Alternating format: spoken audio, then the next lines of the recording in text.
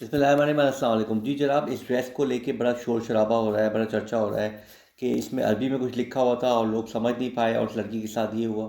دیکھیں یہ تو ہم مسلمان ہیں اور اخلاقی طور پہ ہم بہت گر چکے ہیں اس میں، یہ تو ہم سب کو پتہ ہے۔ لیکن آپ ایک بات رکھیں، ہمیں اس بات کی تو بڑی فکر ہے کہ اس ڈریس پہ کیا لکھا ہوا ہے اور ہمیں یہ سمجھ میں نہیں آ رہا۔ ہمیں اس بات کی فکر نہیں ہے کہ جس نے ایک قرآن ہمیں اللہ تعالیٰ نے دیا، اس میں بھی عربی لکھی ہوئی ہے، ہمیں وہ تو سمجھ میں آ نہیں رہا۔ جس نے ڈریس بنایا، جس نے ڈریس مارکیٹ میں رکھا، جس نے شاپ پہ رکھا، جس نے خریدا اور جو اس کو دیکھ رہا ہے، کسی کو بھی عربی سمجھ میں نہیں آ رہی ہمارے ملک کے اندر۔ اور ہم مسلمان ہیں اور یہ وہی عربی ہے جو کہ عربی جس میں قرآن ہم کہتے ہیں نازل ہوا، تو قرآن کی لینگویج ہمیں سمجھ میں نہیں آ رہی، ہمیں اس کی فکر نہیں ہے۔ ہمیں اس ڈریس کی عربی سمجھ میں آ رہی، ہمیں اس کی فکر ہے۔ آپ میری بات کو ذرا غور کرے گا کہ جو اللہ نے ہمیں ایک کتاب نازل کی جس کو قرآن شریف کہتے ہیں، ہمیں اس کی لینگویج سمجھ میں نہیں آتی، ہمیں اس کی فکر نہیں ہے۔